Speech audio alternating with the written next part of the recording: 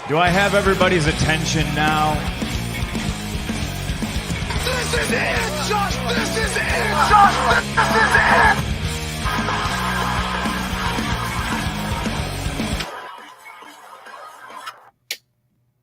All right, everybody, welcome back to WrestlePoint for our, today's day, the Friday, September 17th edition of Rampage and SmackDown.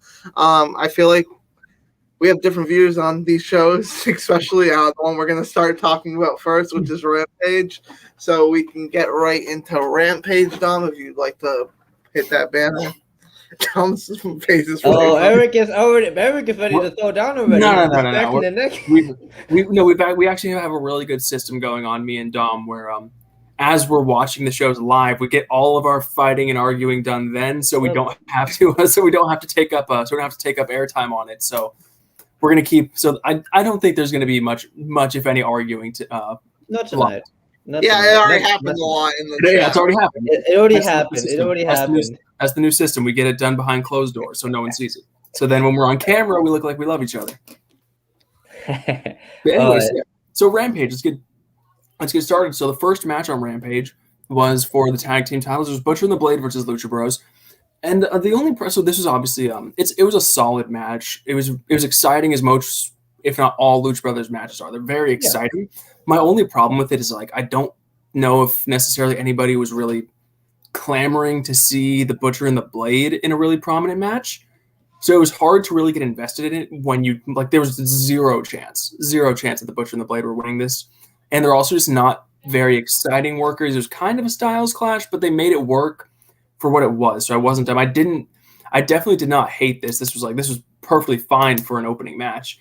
One thing that I thought was kind of funny was at one point, I think it was Taz said, I think Penta's got something wrong with his right leg or his right ankle. And then the next thing that happens 2 seconds later is Penta hits a super kick with his right leg and then a step up enziguri with his right leg. I was like, God damn it, Taz. Oh, Taz. I love Taz. But it was a solid opener, if not uninspiring. With the Butcher and the Blade, I don't think anybody was like, oh, we want Butcher and the Blade in the tag team world title picture, but they were the highest record. They had the highest record in tag team division in terms of AEW does the whole records and wins and losses thing, and they wanted to matter, and they had the biggest winning streak from what I remember, or what they told me, or what I was told, or whatever. Mm-hmm. And they gotta stay true to the system. They gotta stay true. That be like. They have an outline for the audience to be like, okay, this is a tag team they could be challenging next, or this one, or this tag team because of the records, So yeah, we would have to have some of those matches. It's no big harm, and I already told Eric before this live, I really enjoyed the finish. I think it was really clever. What's he called? What's he called? What's it called? Like the yeah. That's the name of it. Don't laugh, Cody. To the ring, and then Penta just took his mask off and super kicked him and made the save, and they finished the match. I think that was really cool. The only issue I had with that is Penta was covering his whole face, including his eyes, and somehow hit the super kick on the nose. I thought that was a little silly, but it made for a cool visual. So I'm not going to complain. This is okay, Eric. You might, because we already talked about something like this earlier in the night in our chat, and you'd be like, "Oh, mental gymnastics." But this is what I see. This is what I like to believe, right? That it seemed like the Pentagon, he cares about these championships so much that he's willing to risk people seeing his face. No. I get that. No, I'm not complaining about like that. What I'm saying is, I thought it was. The only thing I thought was a little silly that he was completely covering his eyes and somehow was able to hit the super kick right on the button. That was my only thing.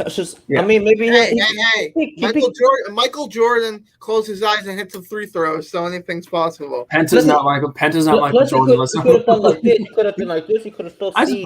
I suppose. I didn't have to do like this. No, I did watch it back a few times to see if I could see if he was going like this or something, and I couldn't really tell, so I just kind of assumed that. Since he's a luchador, he was trying to cover as much as possible, but don't know. I'm not complaining about it. So I thought the visuals. I just thought this was genuinely a good TV match. Nothing great about it. Yeah. I did like the finish as well. I do like that AEW does the records things because it seems like it matters a lot more. Like I don't know. But the only thing is, like, Butcher just came back, so like, and they're immediately, even though like he's been out for a while, right? Mm-hmm. Lots of matches on Dark. Lots of matches on Dark. Real quick. No, hasn't been injured. He just came back. I don't know. Came back all out. But they had a winning record apparently. I don't know. Whatever. At least they justify it some kind of way. It was a solid TV match. Mm-hmm. Yeah, that sums it up pretty well. Yeah. So after this match there was a beatdown, of course. The Hardy family office comes in, does a beatdown. And then Santana and Ortiz make the save. And so, I mean, that's building because I guess Santana and Ortiz have talked about how they want to set their sights on the tag team titles. So yeah, that happened. Then after that, we get a really quick video package for Kenny Omega and Bryan Danielson, and nothing dumb, nothing spectacular. It was a solid video package building towards their Grand Slam match next week. The only quote in this that I had an issue with was Kenny said, "Everyone that comes into AEW immediately puts their target on me." Do they? Whose debut match so far of these big back to the beginning of AEW? How many people come in and get a match with Kenny? Not so get a match with Kenny, but so far, Bryan Danielson makes one. No. I don't think he meant like get a match with Kenny right away. I think like set their sides on it, like Christian. I mean, but like that's just a basic every champion thing. Yeah, that's CM Punk. Christian for sure. Yeah, I obviously understand what they were going for. My thing is like, Malachi Black came in and got Cody. Sting came in a Cody feud and came with Darby and fought. Who did they have in that cinematic? Sting is not this. But Sting is Team Taz, wasn't it? It was Team Taz. But Sting isn't coming in as a in-ring competitor, though. Shaq came in, put his sights on Cody. Shaq's not a wrestler, but I'm just saying when like the new people tend to get Cody instead of Kenny. That's all I was saying. I mean, you have a good point. Ruby Soho didn't set her sights on the Kenny Omega, by the way, right? Oh, my audio. I think it's more of like. Whatever. I was reading something. Sorry. It's more of like I feel like Tony Khan is a real. He's like a true fan. So he's like, who doesn't want Kenny Omega versus Bryan Danielson? So it's like I think this is more of a fan service match than anything. But I'm excited for it. Chicken stripper. Really? Yeah. Wait. What is this? Hey, you got a joke for you guys. What do you call chicken strips in the club? Chicken strippers. That's good. Make Cody laugh. It's probably the funnier than anything AEW's done. That's an AEW joke. Yeah. All right, next. Let's move on. Oh yeah. Okay. So anyway, moving along. We get another match. There's AEW Marks to is screen left. Yeah, so next we get Anna Jay versus the Bunny. So this is probably we're about 15, 20 minutes into the show, and I think it's been solid, and it's about to get really, really shitty for a while. Anna Jay versus the Bunny. The Bunny can't work. I watched like 30 seconds of this before I just couldn't take it anymore. Fast forwarded to the finish. Of course, now we're 2 for 2 on matches with a beatdown afterward. Really funny moment here. I don't know if you guys caught it. Penelope Ford. Did you guys notice when she pulled out the brass knuckles, she tried to put them on upside down? I don't know. She puts them on because it's got that little pad that goes on on your palm. She had that up here, so she puts it on. And she's like, "Why is this so weird?" And then she puts them like fully on upside down, and then has to awkwardly take them off and flip them over. So no one told her how to hold brass knuckles, I guess, before this happened. But yeah, this kind of sucked, and I didn't watch it. I kind of agree with you. Like I mentioned in the beginning when this feud thing started, like I like that AEW women's division has more than one feud, because right now it just seems women's title match picture and then everything else. And I like that there's a second feud. I felt like this feud is so repetitive. Like the same thing is happening over again. I feel like they could make it so much more interesting. They have much more talented women. Like nothing against Anna Jay and the Bunny. I like Anna Jay. The Bunny is meh. Like she's fine. I think she should just stick with the Butch and the Blade. Yeah, I was about to say, there's also not very much reason for her to be called the Bunny if she's not going to be with the Butcher and the Blade, because that was like their package. They were the Butcher, the Blade, and the Bunny. If she's not going to be with them, I feel like they should just go back to calling her Allie. I think that's what she was called before they showed up. Yeah. I think this is. I'm pretty sure I read this on Rampage next week. It's Anna Jay versus Penelope Ford now, or I read that somewhere. I think that's all. That's what that was set up. They're just gonna keep rotating the.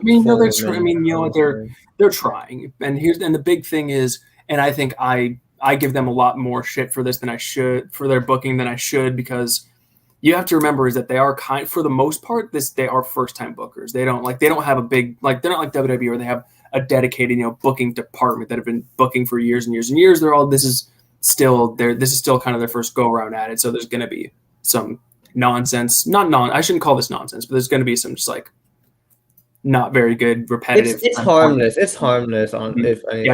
Yes, it's still accomplishing what they wanted to, which at the base of this, they want to highlight the women's division more, and they're doing it. So I'll say this: it was much better than Nikki Ash versus Tamina on Monday. So yes, with a very low. Excuse me, Cody. You cannot defend Nikki Ash. Granted, I didn't watch. Like I said, I didn't watch much of this match, but setting the bar so low as Nikki Ash and Tamina, I would agree that this was probably. I also put the bar low that Nikki Ash got hurt during that match. So. It's not being part of a good match that she got. But anyway, okay, so here at WrestlePoint, we have differences of opinions on a lot of things, and it's mostly me and Dom, and I don't think there's ever been as divisive of a segment as what came next. And like we said at the top of the show, we're not going to do any arguing here. We've already done all of our arguing, so I'm going to say my piece, Dom's going to say his piece. We're going to move on.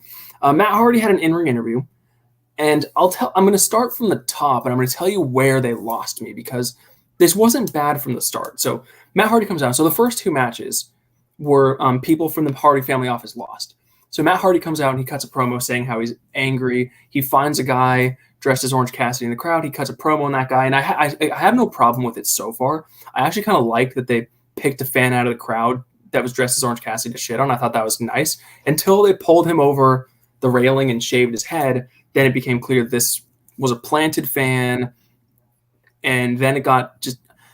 I understand that in like the territories back in the day that like fans were planted all the time, and I'm a huge supporter of protecting kayfabe, but at a certain point, given that kayfabe is dead, there's to a certain point, especially in AEW where they spit in the face of kayfabe constantly, planted fans don't really serve a purpose, because this was very clearly fake, and therefore you don't get very much heat on Matt Hardy because it's so fake.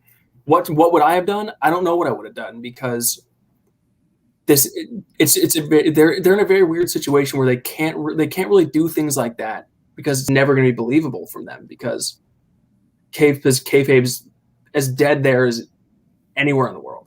So I don't know what I would have done different. I'm just going to say I thought this whole segment just took a downturn when the fan was playing, when it became a really obvious. I know what I would have done. I'd meet Tony Khan. I would have been like, grab all my people on the roster and be like, hey, you guys want TV time? Who's willing to shave their head for TV time? That's what WWE would have done. WWE would be like, hey, anybody willing to shave their head? Oh, WWE. And they did actually, you know what they did? AEW did that very, very early. You guys remember that atrocious Brandy Rhodes thing they tried to get going, the Nightmare Collective? You guys remember that? I didn't watch AEW back then. Oh. She, like Brandy Rhodes, they tried to do this thing where she was like a cult leader, and she would get these followers, and her followers would all like get their head shaved. So they actually did have a planted fan. Now that I'm thinking about this, they completely recycled their own angle. She was like, "Who wants to join the Nightmare Collective?" And this random fan at ringside goes, "Me," and she jumps over the railing, and they shave her head. So they've done it before. I think, like what I said, my first instinct was Matt Hardy should have just squashed a random jobber and cut some sort of promo saying Orange Cassidy, like today it was this guy, next time it's going to be you, and I'm not done yet. And then he shaves his head. It's not perfect. I still, even if I saw that, I don't necessarily think I would have liked it, but I think it would have been more effective than a planted fan. The thing that it gives me such vibes of the Straight Edge Society when they shave Serena's head, and it's like that's such a good thing. That was so good that like I can go on forever. And then, before I turn it over to you guys, important to me, because I want to make my point too. Yeah. All right, hurry up. We've going way too long on this. I know, that's what I'm saying. After this, I was so done with this whole show because the last few segments were so offensive and stupid. I turned the show off. So after this, I stopped watching Rampage. Which is awful because we had a really good segment afterwards. Shouldn't have surrounded it with shit. Okay, anyways. This is my opinion. And Eric and I had an argument about it. This is why I somewhat enjoyed the segment and defended it. When somebody gets a fan gets pulled into the ring, no way in hell you don't think it's not planned. There's no chance in hell, like Vince McMahon likes to say. That a normal ass fan, random ass fan, without permission from AEW, without them knowing beforehand, would go in a ring. That's just any, and I don't think I'm speaking for AEW just in general. I'm speaking for any pro wrestling promotion. I feel like that's actually a cold take. Where's the cold take?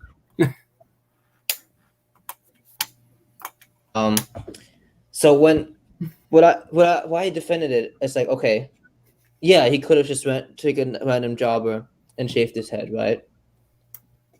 Honestly, and I never argued Matt Hardy got any heat from this. You know, it was just to progress the story because no one gives a fuck about a random jobber or like a planet random ass dude, right? No one cares. You know, it's not like he's shaving like, I don't know, this guy's head. You know, somebody they care about. It's not like that. They're just doing a random person, right? I mean, I would say that there could have been a jobber they care about. I would say no one cares about this feud regardless. If we're being honest. Okay, point taken. I'm just saying, no heat, right? Which is fine. The reason I'm defending it over somebody like a jobber getting his head shaven, Matt Hardy made it head. You know, he's not a straight edge society guy or like a cult guy, but like, oh, I want to shave at people's heads because it's fun or so they can join me. You know, he wants to get Cassie's head. You know, he didn't just randomly. I don't think he did. Maybe I remember the promo wrong. He didn't just randomly say, "I want to shave somebody's head." You know, he saw the Cassidy plan. He's like, "Get your ass over here!" You know. Then he beat him up, and then he just, had clippers on him. And it seems pretty random to me. It seemed random to me, but it wasn't like he came in and made a promo, be like, "I'm gonna shave somebody's head." Oh, look at this, a Cassidy plan. You know, I felt like it was just a message to Cassidy himself. Yeah, he could have done it with a jobber, but I think the message was more clear with somebody who was a planted dressed as Cassidy. I could care less about this. Did somebody? I don't remember. Was somebody was out there with Matt Hardy? Right? Was someone out there with Matt Hardy? It was Jack Evans. Yeah. So a question: when Orange Cassidy comes out to make the save. Oh, they just went away. I'm not defending that. I know. I'm not saying this is like as trying to argue with you, but this is something that just came to me. There's two of them and one of Orange Cassidy. Why not take him down and shave his head? I'm not defending that. I'm just defending. No, that's something that I. All right. That was my piece. Let's move on. It was way too long on that. Here's a comment from one of your fans. Question: is Punk's alleged altruism of putting over young talent in AEW a sham? Mm-hmm. I think so. He came in, he beat young talent. That CM Punk's a bad guy. I mean, he's not putting them over because, Then again, like, this is the thing with pro wrestling. I want to get this piece out real quick. This is the thing with pro wrestling. Like, when you put over young guys, right? How many times can you realistically do it until it does? Billy Gunn, right? Let's see if Billy Gunn were to put over a guy right now, would we care? No. If Billy Gunn, somebody like who was on the top of his game. Are we talking about Billy Gunn? Saying in general, when does it matter? Not matter. I'm not triggered. No, I'm just saying in general. When is I it? mean, Billy Gunn is not CM Punk. But I'm saying when is it Wait. not? I gotta pull up my triggered picture for Dom. When is it lessen the impact of putting somebody over? When they put over everybody, Huh? you know what I mean? Like if Roman Reigns put somebody over right now, it'd be bigger. Stop! No, I am the editor producer of this show. I'll make the funny stuff. Okay, whatever. That was just my. I think CM Punk is not putting people over for a reason, but He's putting. Hey, like I would like to say, I don't even the match. If the main purpose of a match or the ideal purpose of a match is both guys walking out with more momentum than they came in, and so far with Darby, it has achieved that. Will that with Will Hobbs? Well, we'll see.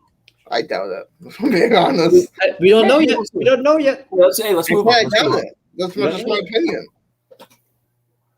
All right, move on because Dom just loves talking about CM Punk. So, Dom, you're All right. Well, you keep freezing. So, I'm just not saying anything. Okay. No, anyways, well, you keep freezing. Like your screen is freezing. it's fucking family. Okay. They want to just take the kitchen area away from me. Okay. All Alright, so I'm introducing next, okay, since Eric stopped watching. Next we had Ruby Soho and the Britt Baker in-ring promo. This was fantastic. Offended. It wasn't fantastic. It was. Yes, it was. It was all right. It was good. You need to be watching. It was all right. It really, like, honestly, no. I rewatched it twice. I just don't. I feel like when Ruby gave that whole line about banging the guy in the back, it just felt so so forced out of her. I don't know. Well, Eric listened to that line. Dom did play that line for me. I mean, in a vacuum, that line was really cool. Yeah. I don't know what was like. The reason that I can't say anything about the segment is I don't know what was around the line. But in a vacuum, that was an awesome line. The segment, a lot of other people did. And whoever on Twitter is saying Britt Baker is the best promo in women's wrestling needs to go watch any WWE promo from Becky Lynch, Sasha Banks, Charlotte Flair, or Nia Jax. Wait, Nia Jax. 1 second. Bailey is in the right now. Cody, did you just Bailey? Yeah, she's not. And is she? Excuse me? Is she on TV right now? Is she on TV? Is Sasha on TV? Sasha was on TV 3 weeks ago. Hold on. Doesn't matter. Hold on. All right, keep going. The trigger face. I don't care. I'm You're pulling it just up, I'm pulling it excluding up. Bailey like that. Get out of here. She's out for a whole year. What do you want me to talk about? I don't see Sasha anywhere. No, I don't care. I don't see Sasha anywhere. Sasha's literally been out for like 3 weeks. Okay, so Bailey hasn't been out that long, like 2 months. Yeah, longer than fucking. Okay, Sasha. it's still out. I don't see her.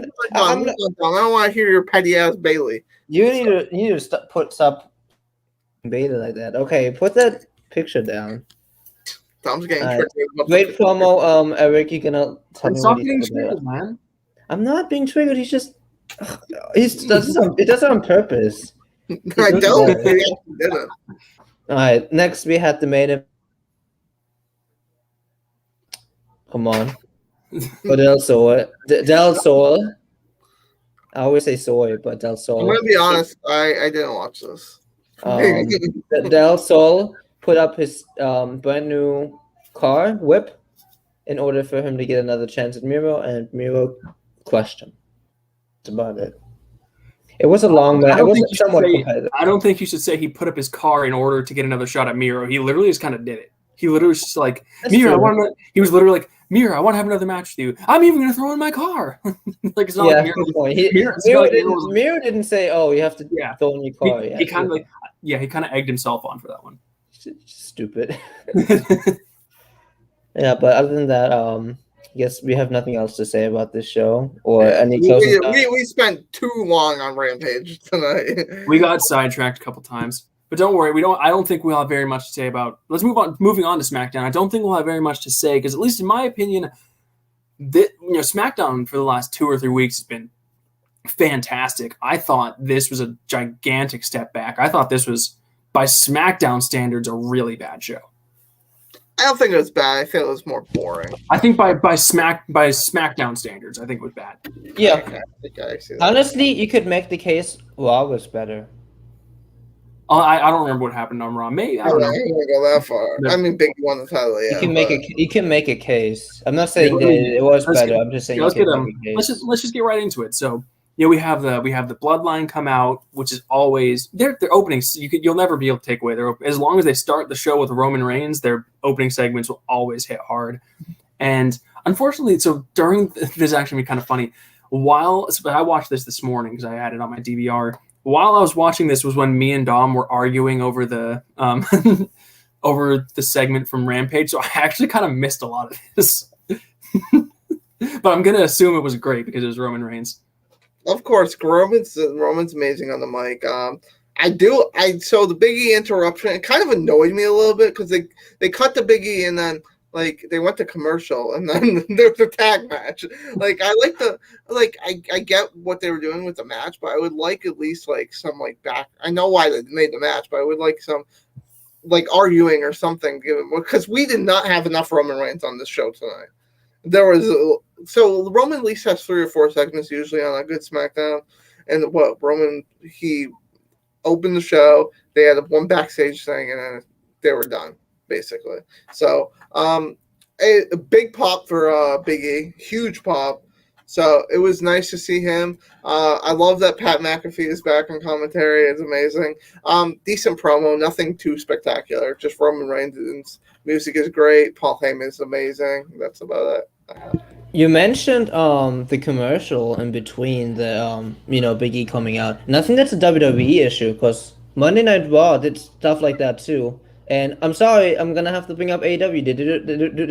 They do their commercial timing a little bit better. I agree with that. But that's a small thing. I wholeheartedly agree with that. That's a small thing though. Mm. That's a nitpicky thing to be honest. But yeah, this promo was good.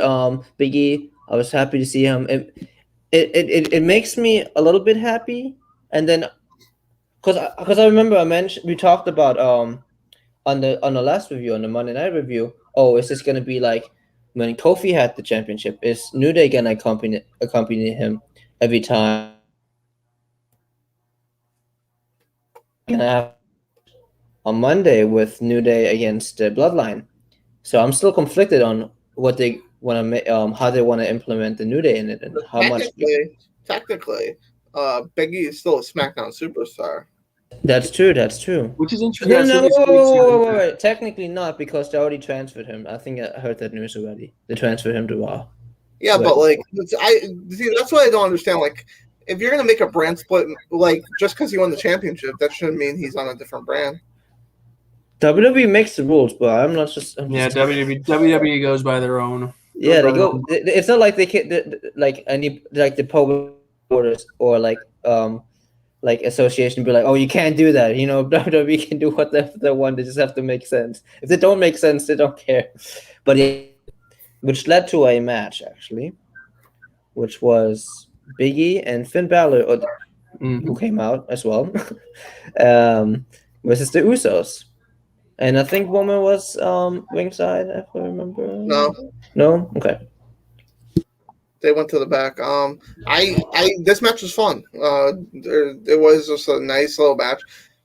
Honestly, if they weren't if one wasn't champion and one wasn't the number 1 contender, I would love a Big E Finn Balor tag team because the big ending plus the coup de grace was sick. I don't care. That's a good ending. That was a good ending. So yeah, it was a fun good match. finish. Yeah, no, this was I thought it was great. Like, given the standards of a free TV match, I thought this was a great match. I mean, Big E was probably, as far as just in-ring work goes, probably the weakest of the 4, but the bar is set very high considering who's in the ring. So this was a great match. I think Finn Balor and Big E as a team was a lot cooler than I expected it was going to be. And me hating the New Day as much as I do makes me think Big E should just turn heel on him and then just be with Finn Balor forever so that I don't have to see the New Day anymore. But this was great. Like the first segment plus the first match, this was a great show so far. So I also think that even though like the tag team champs lost and took the pin, I don't think it really hurts them too much because you're losing to the WWE champion and the number one contender for the Universal champion. So I feel like that, like anybody else, if the Usos got pinned in the middle of the ring, and be like, oh my god, they're making their tag division so weak. But when you're losing to two top stars, basically, I don't think it makes you as weak. Plus, it's always interesting when the Usos lose a match. It's always interesting because you know that Roman's going to have something to say. You know that that's going to have implications on what happens within the bloodline, which is the problem. The bloodline is probably the greatest thing going on in professional wrestling right now. So it's anything that throws a wrinkle in that, I think is just always a positive. Anytime there's a double finish, like a double finisher finish for like a match, I think it's pretty cool. It reminded me of like John Cena Batista days. It looks better when one of them is on the top rope too. That's true. Yeah, it's a flying finish and then a ground finish. Like the Hardys back in the day, the extreme combination. Yes. All right, yeah. So all we have? So yeah, like I said, we've had a great start to the show, and it's about to just kind of slowly go downhill. And it starts with Rick Boogs versus Robert Roode. I don't know what the plan is with Rick Boogs. All I know is now this is twice that they've thrown in a really talented, really polished, just great wrestler in Robert Roode, and just fed him to Rick Boogs for what is so far at this point in time appears to be no reason, because even though he's winning singles matches, I don't see where they're really going with him. They're just feeding him like Dolph Ziggler and Robert Roode. They're both so good, and they deserve so much better than they get already. But now they're feeding him to Rick Boogs, and it's just makes me sad. This is my question.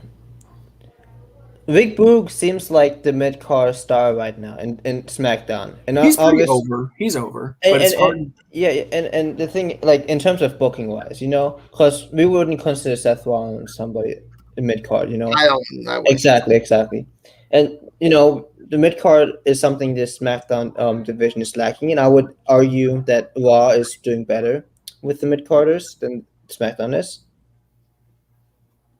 Debatable, because I feel like some of the mid-carders... In terms of spotlight and booking, yes. Yes. I think it's bad on both brands, if I'm being honest. Well, I mean, Damian Priest is pretty heavily TV, and again, I honestly sometimes I don't consider Damian Priest a mid card, but he has a mid card championship. But he's been fighting in he's the last 2 out of the last 3 weeks he's been fighting the WWE champion. So that's why I can consider it. But yeah, I do. My favorite part of Rick Boogs is when he goes to the announce table and Pat McAfee does air guitar with him. That's my favorite part.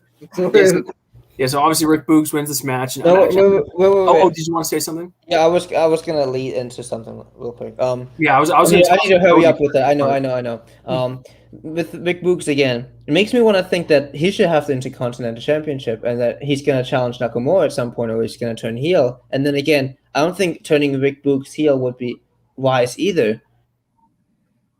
Leading to, and why is Nakamura not getting spotlight? What are they doing with the division? Robert Roode was there. Dolph Ziggler, I think, was there ringside. And again, Dolph Ziggler and somebody else who had a match tonight set up a storyline 2 weeks ago, and no mentioning of it. Yeah, well, you ask what they're doing with the Intercontinental title. Well, Shinsuke Nakamura hasn't defended in a while, but they introduced his next challenger in the post-match. And I'm going to toss to Cody, because I know this was a guy that you're really not only really high on, but you love any chance you get to see him, you love it. Tell me how much you loved what happened after the match.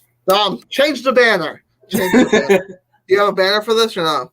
No, I didn't get one. I didn't give him one. Apollo Crews needs to go somewhere, please. Like, why are we you have so many people. This isn't a hot take either. It's not a hot take. That was a cold take. Yep. So, you have so many talented people on your roster, and you're giving Apollo again. Like, I would rather Commander of Seas fight for the title than Apollo, because that's at least a different matchup. Like, we've seen this over. Obviously, next week they booked Nakamura versus Crews for the title. Obviously, Shinsuke is going to win. hopefully we get some clarity in the draft where somebody moves that we can see actually being an Intercontinental Champion. Like, how about we put Sami Zayn, who is fighting the Lesser Mysterio 3 weeks in a row, beating him all 3 weeks, and how about you put him in the match? It would Nakamura and Sami Zayn are two great wrestlers. I'm not saying Apollo Crews is a bad wrestler, but he's just wore out on TV. He needs to go somewhere else with this. He is very talented. He is. Yeah, he's good. You see how bad his character is. Eric didn't know he had an accent until this week. And he's had it for a couple months now. Well, I kind of zone out when he comes out. So this is the first time I think I just listened to him.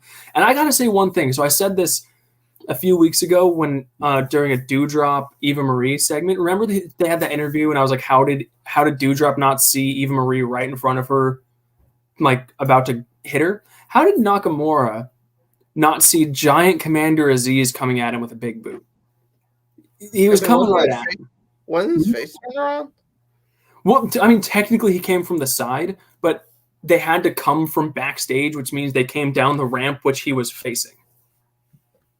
He was just so into the match, man. He was into the air guitar. Yeah.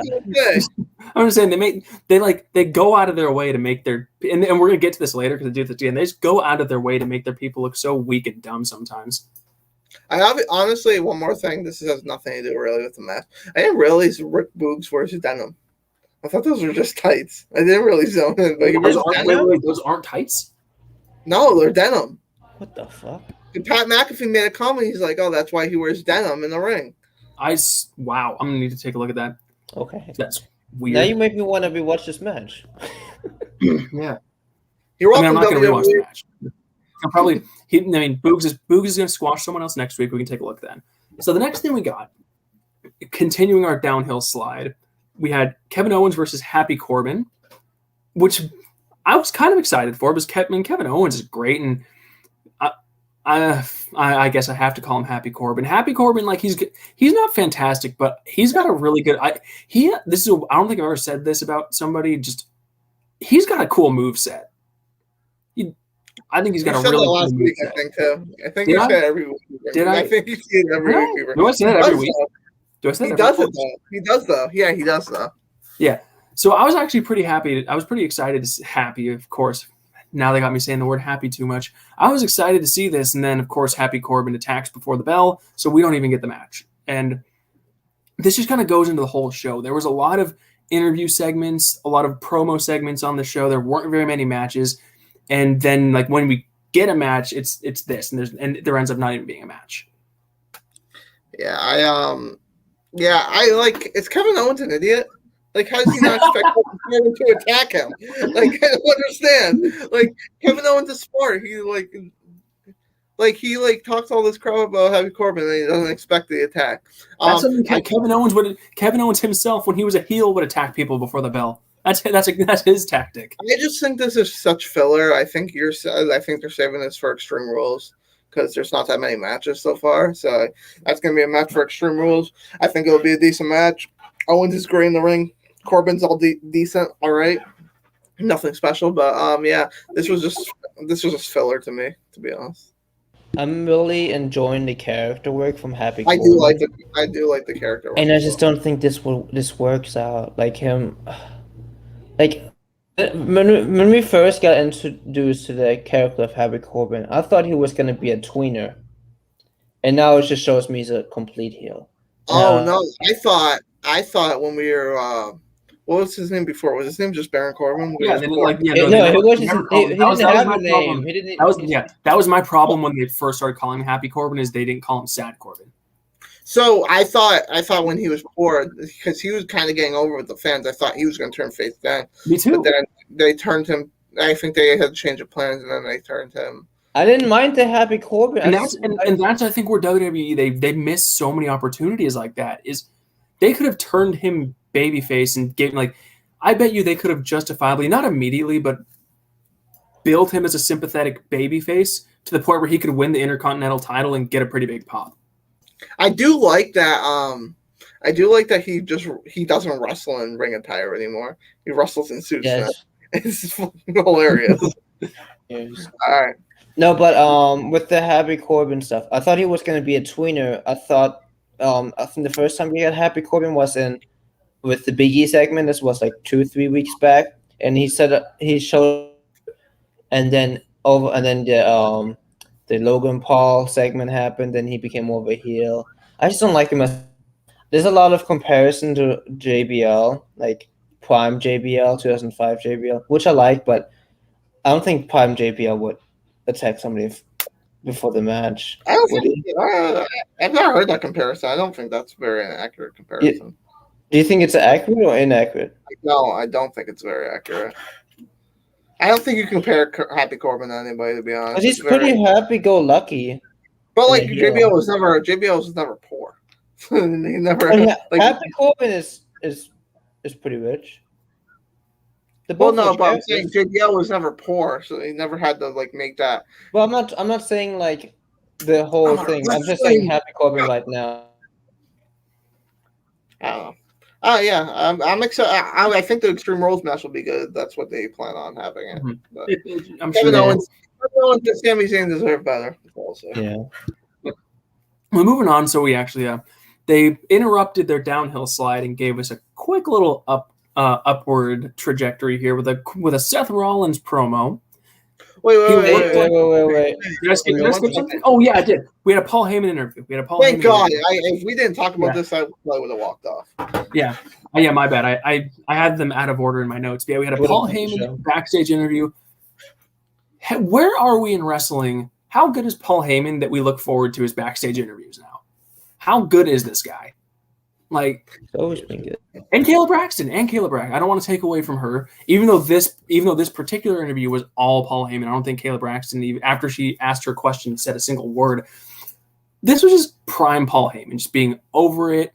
Just like she says, like, my sources says blah blah blah, and he's like, I don't know what's funnier, like what you just said, or the fact that you have, like, the fact that you think you have sources. Like, I love these two.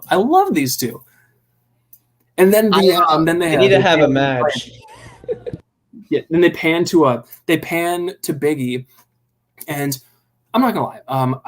I'm not gonna say it was silly. I just think like I don't know why Biggie needs to be there anymore now that it's not like you're teasing that he's gonna cash in the Money in the Bank anymore. Not like he's got the belt now. So I don't know.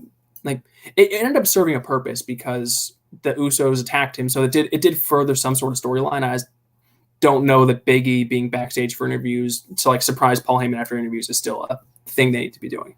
I think there was just one last thing they wanted to show because they had the Money in the Bank stuff, so they wanted to show that. Mhm. But this was brilliant because the first Paul Heyman's like, I don't know what this whole you're obsessed with me, flirting with me, or your sources thing. That's right. You got to twist it for that. And then he said, I think it's hilarious. You think you have sources. But Paul is so good, and Paul is beat the show. His son, chair shots. Hopefully soon. That's one of the comments. Very hopefully soon. I think it'll be the other way around though, if we're being honest. But I did like this segment. I love that the Usos attack. So I do like that the Bloodline versus the things happening on Raw.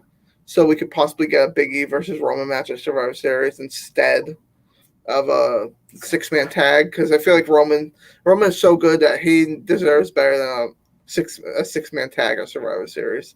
What else? I was gonna say something else. But... Well, let me say something too. Okay. I'm not gonna echo how great Paul Heyman is because you guys already did it. He is great. We all know it. You know. What I liked, and I don't know if you guys mentioned this. When Biggie got beat up by the Usos, Roman Reigns just walked by. I don't even know if you looked down and then kept walking. It was just so cool. That was such a clever move by SmackDown. I loved it. I ate it up. Also, Roman's tweet was amazing when they. Oh yeah. Smart decision. Oh, just the right smart decision. Yeah. I thought you meant he did one like after SmackDown or something. Oh no, he's such a bad. I like when pro wrestlers like stay in character with the Twitter. Yeah. Will Ospreay does it a lot. Roman's starting to do it in interviews now. If you watch his recent interviews, like the heel side of him's coming out more. That's good. I like that. That should be. Great. I mean, that should be part of pro wrestling. to be honest. Just we know kayfabe's dead, but keep it alive a little bit, At least. Well, there's so many people. There's so many wrestlers that are like friends with interviewers now that like it's kind of hard to do. Yeah, I mean, he's not gonna go to Renee Young or whatever her name is now and be like, bad talker, It's not gonna happen. Okay, so now back to what I jumped the gun on earlier. Next, we have the Seth Rollins promo. So as I was saying before, he is dressed like the Tin Man. I don't know how to feel about it. It was a nice suit. It's just like it wasn't gray. It was silver. So it was like shiny, and I don't know. It looked the suit looked kind of silver. Was a bit much. But this, so Cody, you thought this was a fantastic promo. I think it was good, and it was definitely like one. This was definitely one of the better things on the show. I just couldn't get past that.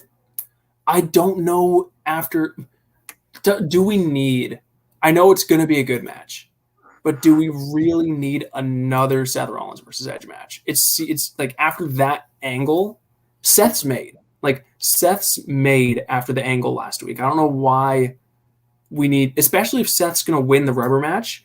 I don't see how it elevates him as far as heat. I don't see how you can get him more heat than he got last week. Okay, I'll go first on this one, Cody, with answering my take on it. I'll look at the points, narrative, different point of views, right? One in the narrative in terms of the story-wise, I agree with you. He already got his piece, of what he needed from Edge. He got the momentum he needed, right? But and I don't know how much more he will gain in another victory, if another victory will come, right? But in narrative sense, it makes a lot of sense. He's not finished with Edge yet, and he mentioned it in his promo, and I feel like him having another match, he's like he needs closure for himself in the match, like he's I don't think he's in the point where he's like, oh, I have to prove that I'm better than Edge. I think he just needs closure for himself with whatever demons he goes through right now. His character, at least. Okay. So first off, none of you mentioned that the hilarious opener to his promo was when they were panning. It was a New Day, the Big E attack, and then Seth Rollins just says, "Oh yeah, good point." Should help Big E, huh? That was great. That was great. And then so I do like. So first off, Seth is like. He's plugging NXT, which is awesome. That with what Beth said that he's resting in his room. That's what we love. Hell in a Cell match. I think this is ending at Crown Jewel. So I honestly, a theory in my head is that the people that run or pay for the Saudi Arabia show seen that angle on SmackDown and said, "Hey, we want Edge for Saudi Arabia," because they love. What? I was just saying to Prankst. Hell in a Cell already happened this year, so they're done with that. Earlier this year, they switched it with Extreme Rules. Hell in a Cell already happened? Yeah. Oh yeah, it did because Roman versus Ray was on the SmackDown before. I totally forgot about that. But so I feel like my theory is that they said, "Hey, we love the old we love the old schoolers, so we want Edge there." So they had to change the whole angle. I feel like maybe a little because they're paying them so much money, but Edge can wait a year. But I think Seth Rollins could. So Seth Rollins is like, "I want to put an end to Edge." I do agree with that. I think Seth will end up being a face by the end of the year. I can see that because I feel like. I feel like there's not enough. It depends what show he's on. If he gets moved to Raw, I think he'll stay heel. But if he stays on SmackDown, I think he'll end up being a babyface fighting Roman. What, Dom? I can't stand babyface Seth. I can't either, but if Seth stays on SmackDown, he'll stay heel, and if he goes to Raw, he'll turn face. Oh, I think it's the other way around. But I do like this promo. I do like that we're having a third match because it's 1-1. Seth's gonna put Edge finally out for a while, I believe. And I think you can't. Seth's gonna have so much momentum after this. Basically, he's probably gonna play I retired Edge for good. And I just think it's gonna be an awesome Awesome match. I love the promo. Seth is so good. I think Seth's character work is the second best in SmackDown besides Roman. And Paul Heyman third. I mean, Yeah, I we already consider said Paul Roman and Roman Heyman. together. I consider them together. So it's And Corbin is there too, and Becky Lynch now. So I mean, Seth Rollins is better than Corbin. I'm sorry. and Becky Lynch. Yes. Okay. Right now, because I'm not in love with Becky Lynch's character right now. I like it a lot. But yeah, so I did enjoy this promo. I enjoy every promo from Seth. I think he just gets better by week, and I do understand. So it makes sense to me that Seth's like, oh, he's resting. He's not in the hospital right now. Okay, then I can't live with myself until he's done for good. So I like that. I wonder if Saudi money, blood money, in or itself in the WWE only logical sense for going to 30. Any comments? It makes so much money off those shows. It's ridiculous. Ton So of money. they would change storylines for those shows. So believe me. Yeah. So moving along. So this is unfortunately we got to a point in the show. So I've had a really busy last couple of days, so I didn't have a ton of time to finish the show. So with no malice, I had to skip through a lot of the rest of the show. So I kind of chose to skip interviews, and the next thing was a Becky Lynch backstage interview. So I did not watch this. I'm sure it was good, but I didn't watch it. Yeah, it was fun. She just said, went to a homecoming, and yeah, that's about it. Oh, yeah, this was Becky Lynch. Yeah. Anyways. Yeah, I don't feel big about this. Do you still have the notes for the next match? I can tell you what I thought of it. I can tell you what I thought of the next match. So we had Liv Morgan and Toni Storm versus Carmella and Zelina Vega. So infamously last week, this match got cut from SmackDown. And there was a big uproar, obviously, because of first of all, just the treatment of the women's division as a whole. And second of all, is Zelina Vega deserving a spot on the kind of the 9/11 tribute show. So there's a lot of controversy around this match being pulled. And after seeing the match that they had last night, I hope very sincerely that this is not the exact match that got pulled, because this was nonsense. If they pulled it from if this exact angle, the Carmella broken nose thing, is what got pulled from TV, I applaud them for pulling it, because that was nonsense. It was really, really stupid. Like, don't complain about matches being pulled when you have a shitty match. I don't know what the hell this was. And this is what I mentioned earlier. Dolph Ziggler and Toni Storm had like a small angle like 3 weeks ago, and I'm like, oh, this could be interesting. I don't know if they're gonna ever mention it again. They're not coming back to that. And it sucks, because I thought there was something there. It could have been interesting. You know? I hate the love thing. I like love angles. They're interesting. Maybe I'm a sucker for those, but I don't know. Maybe I watch too much daytime drama, whatever it's called. You know, I'll just say this. Dom, pull up the recent comment. Oh yeah, it's cool. You see that? Vince McMahon, I know you're listening. We're not the only ones that think. We're not the only ones that think it. The fans think it too. The only thing I'll say is that Liv Morgan on my TV. Yes. Anything I can get to Liv Morgan. I mean, if Sasha's not coming back anytime soon, which I don't know, because I'm not, an insider or anything. But I would Liv being Becky's next challenger. I wouldn't hate that. I would like a Sasha. You cut out, so I have no idea what you're saying right now. Sasha, Liv Morgan non-title feud. I think you're either getting a Becky versus Sasha match. I think you're getting a Liv versus Becky match. Because I don't. Oh, it's Vince. He says he's Vince on his burner account. Wow, so Vince himself. So right. Vince, if that really is Vince, you shouldn't be shitting on your own talent there. But okay, so moving on. So the next two segments I unfortunately had to skip because of what I said before. The Street Profits had a backstage interview. I'm sure they said something stupid that we don't need to talk. Did they say something not stupid? So I really they said something about Bianca Belair's homecoming or something like that. Okay. And then they have a match versus the Usos at Extreme Rules. They want the smoke, Eric. We already knew that. I don't know. Fuck these guys. They're so whatever. And then they'll be on Raw by next month. Yeah, but and then the next one, I didn't want to skip this, but I was running very short on time, so I did unfortunately choose to skip this. I actually thought this was This really I'm sure good. this was good, wasn't it? This was good. I thought this was really good actually. This was He decent. explained Damn. he explained what the demon is, what it means to him. He's like Damn it. when he says when I feel disrespected or when I feel underestimated, I go to that place. And All right, I'm gonna have to go back and watch this then. I did like this. I did, and then so he's just looking at the camera when the thing is ending, and his face turns into the demon's face, and it was actually a pretty sick thing. It was cool. Okay. Yeah, watch this back in the Soho Brick Baker.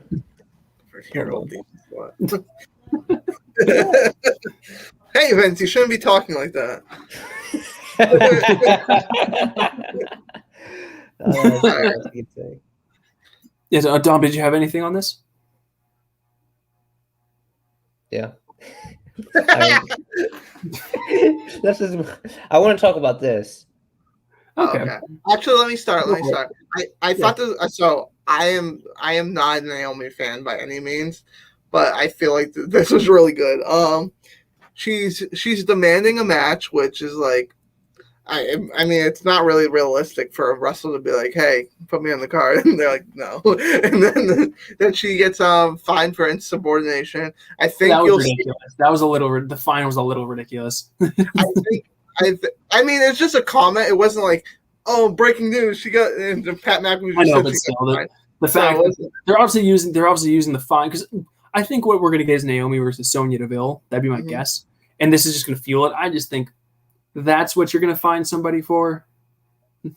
People do 10 times more. I like that. I like that's where we're going though, because Sonya Deville can go. No, Naomi, as much as I don't like her, she can wrestle. She can. It'll actually be a women's match. It's not the title match. I really, really like Sonya Deville as a wrestler. So the sooner she gets back in the ring, the better.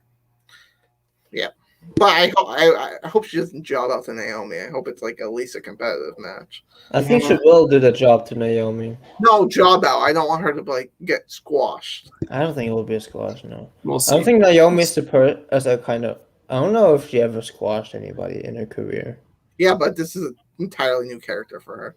Yeah, I mean, I like that she's becoming more serious because I mean, it makes sense. You know, she got transferred and now nothing for her. You know, she's eager to wrestle, and Naomi's like, "Hey, this is bullshit," you know, and you know it. Like I do like the elevation though. Like at first she's like super nice. She's like, "Hey, can I get a match?" And then next week it gets more frustrating. That's what you want. That's what you want. You want a good, nice build. Yeah, and I think it's working out. Good job, you guys are actually doing something good with the women right now. All right. Okay, so next thing we had Dominic Mysterio versus Sami Zayn. I'm gonna be honest. This might shock you guys. Other than Rey Mysterio being awful on commentary, I kind of really liked this. I mean, they're getting better. They're having much more matches. They're creating chemistry, so I'm expecting it to get better. For everything they wanted to accomplish. Obviously, they're still doing the whole storyline of Dominic keeps losing. I think Dominic's going to be the one that turns heel eventually. But so they did. And Dominic looked good. I think this is the best I've seen Dominic look, at least in a long time. And Sammy's obviously great whenever he's in the ring. And so it got all of that across, and I think they're doing a really good job of they put Dominic in a position to win, but then they had him lose because he took his time going up for the splash. So they even they gave him an out with like, oh, he's just inexperienced. I don't know. I think they really hit all the notes here that they needed to. I do like that. I also liked. So I know you guys weren't a fan of Ray on commentary. I actually kind of liked it, to be honest with you. No. I liked it for like it was like 5 minutes. It couldn't hurt. But so like I like they pointed out the waiting on the ropes thing because like it wasn't egregious. He wasn't like on the top rope like going to the fans going like that. It just like he took a couple extra seconds, and they mentioned that because like if you're not like a super wrestling fan like us, we wouldn't really catch on to that. Like he took his time to do that, so it was great. I enjoyed it. Dominic did look good, but I've always been in the camp of I think Dom's going to turn, but I would not be surprised if they swerve us and Ray turned. Be the first time Ray is a heel on And I will say, I actually the WCW. one part of Ray on commentary that I really did like was when Dominic was kind of taking his time getting up to the top rope. Ray was like, "Go, hurry up!" Like it kind of is like you could see Dominic being like, "Why are you yelling at me?" kind of thing. You're distracting me, but it's also just like from the mouth of the Lucha legend himself. So it kind of just drives home the point of Dominic's inexperience. Like Ray knows. It feels a little bit like Ray's going to be the one to turn tough love and be like, "You can't do this. You're not cut out for this." And then it's gonna. I think it's a very interesting story. Sammy's getting wins. It's unfortunate that I think it's going to come down to Sammy losing to Dominic Mysterio eventually, which I'm not looking forward to. But yeah. But I would also. Vince McMahon. he changed his picture to Vince McMahon.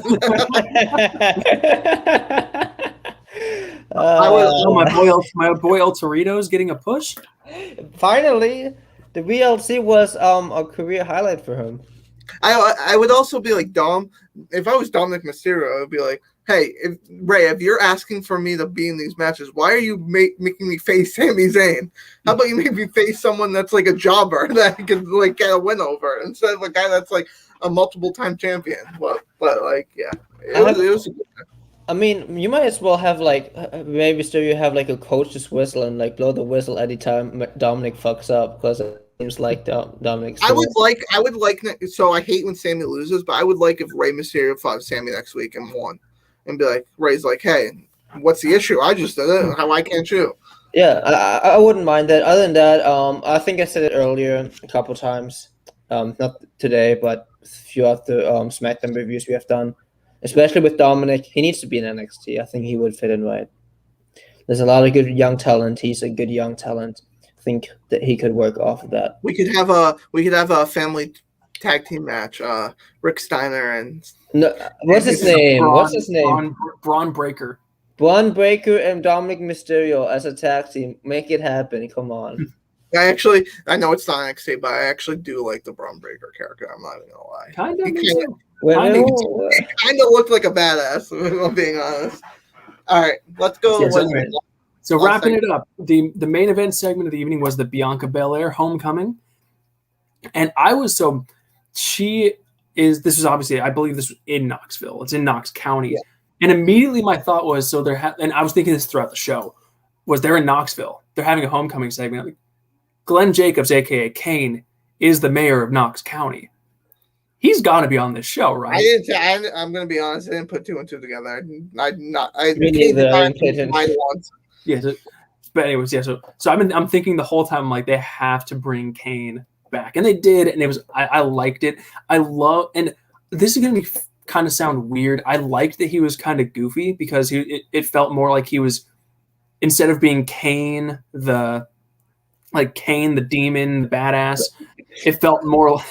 God damn it! Put that. Oh, this is hilarious. But anyway, so I was saying, so it didn't feel like I was watching Kane the wrestler. I was seeing Glenn Jacobs, the goofy mayor of Knox County, which was just kind of fun. But as homecomings go, they're fun for that building. You have to do it when you have the opportunity. Having said that, they are inherently kind of stale. Not stale. They're inherently kind of flat.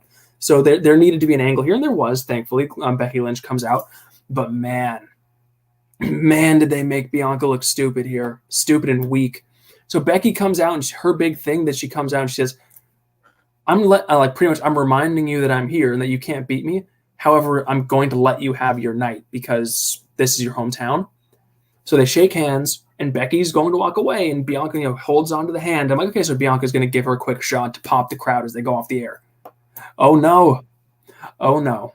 She gets her up in the Canadian backbreaker rack. Becky gets out of it, plants her with, I guess they're calling that the manhandle slam. I thought it was a pump handle move, but I guess that's just what they're calling it. But yeah, they let her get out of the rack. The pump handle's different. She grabbed him from underneath. She has Yeah, but I guess they're calling that she's hitting a rock bottom. That's what she's hitting. But they're calling it the man. But anyway, so Bianca gets the drop on her, and it looks like they're gonna go off the air with a big pop. but then Becky gets out of it, hits her finisher, and walks away. My gosh, did they make Bianca look stupid and weak? I did not like. I'm not a big fan of Bianca Belair, but I hated that. I'm gonna be. I didn't hate it that as much as you. I was hoping that someone was gonna get hit with the key to the city, because like I was like, what else is out there other than to be used as a object? But yeah. So she gives her the rock bottom, which is cool that they're making that Becky's finisher now, which I don't hate because Becky and Rock were in the ring together, and it kind of feels like she got a little rub from that. I don't hate that Bianca's looking that weak right now because I mean I feel like we're all on the same page that there's no way Bianca's winning that match. No. So I mean Becky's great. Bianca had much better mic skills tonight than most nights. I like you know why? I think I know why, because this more was a promo that I think she had more control over what she said because she was talking to like her hometown people and she wasn't reading the awkward WWE scripted promos. I think that's what it is. Her real name's Bianca Blair. I think she's good. Like what? I think she's good at talk. She's good at speaking from the heart, but she's not good at reciting lines. Her real name's Bianca Blair. I can't believe that. Blair. That's Yeah, funny. it's all the what? the pictures they show. Then I was like, what? That's spelled it right. No.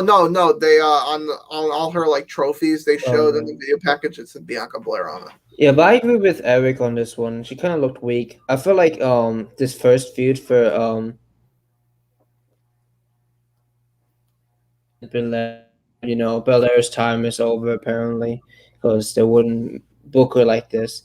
It just shows that Becky can throw her weight around, can do whatever, super nonchalant, with the whole oh, what if I don't sign the contract from last week too? Oh, I want to see what a homecoming is. She kind of does whatever. She comes there, kicks ass. I think they're trying to make her like a female Rock, like if that makes sense, kind of.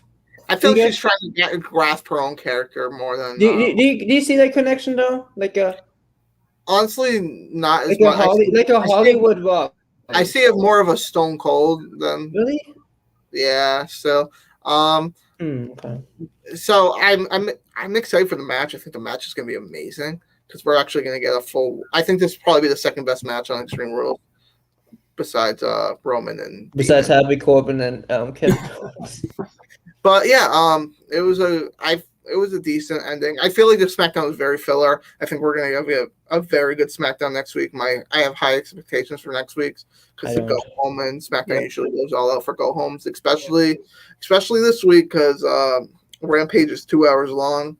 So you want SmackDown to be the last thing you think about after you watch all wrestling on Friday. So speaking of which, since it's 2 hours that means that on the West Coast there's actually going to be a 1 hour overlap.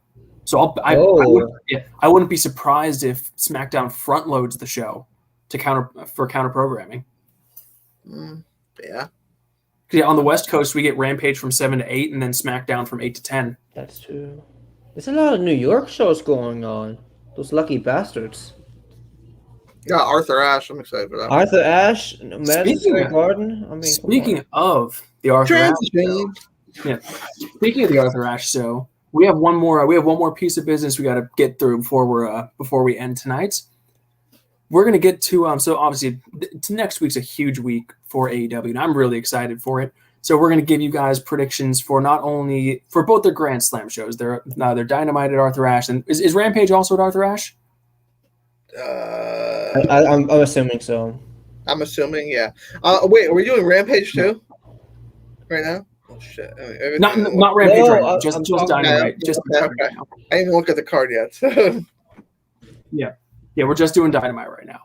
So we're going to go through. This is going to count for our predictions for our total. To give everyone a little refresher, so we did make one more prediction this week. We all got it wrong, though. We bet on the Fatal 4-Way for the NXT Championship. We all got it wrong, so the standings remain the same. I was so close to picking Tommaso too. I'm in first place with 18 points. Cody and Dom both have 15 points. So I've got Wednesday's Arthur Ashe card in front of me right now, and these are in no particular order. The first match, let's get Sting and Darby Allin versus FTR. I'll start. I'm going to go Sting and Darby Allin. Sting and Darby.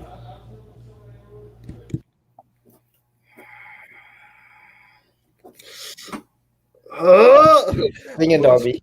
I want to go FTR, but I don't think they're going to Sting and Darby. FTR should win, but it's going to be Sting and Darby. Yep. Darby's not losing two big matches in a row. That's what I was thinking. That's the only reason I'm taking Darby. Yeah. Even though there's no way he and an old man Sting should be one of the best tag teams in the world. It's The best. Don't say one of the best. They're the best tag team in the world. But yeah. So moving along. Next, we got MJF versus Brian Pillman Jr. I'm going MJF all the way. MJF. I think this is going to be a very,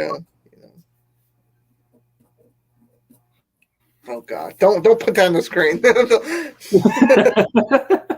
It's great. This is one of my all-time favorite promos. Thank you. You're blocking my face. You're blocking the prize of the No, show. but they all say, "Oh man, I got an equal." But you look at me and you look at Samoa Joe, and you can see the. Don't read the whole thing. Don't read the whole thing. Oh come on! Thank you though. Can That made my night. Can I ask how long until Braun Breaker does a Steiner Math promo on NXT? He needs to do it. Please. He needs to. Anyway, He's not Scott Steiner's kid, so yeah. Scott Steiner's underrated. Yeah, let's keep going. So next match, let's get your picks for Britt Baker versus Ruby Soho for the strap. We're probably all gonna have the same pick here. Baker. I'm going Ruby. Britt Baker. Don, pick Ruby. No. Pick Ruby Mark. Baker. All right, Britt. This is interesting. Here's something. Okay, so this is gonna be. I got Cody Rhodes versus Malachi Black. I'm torn. Because Malachi Black should win, but Cody's ego is so goddamn big, and he's squashed everybody that's ever been promised him. But yeah, I'm gonna go. My gut says Cody's gonna win because he just can't help himself. But I'm gonna give AEW some benefit of the doubt here.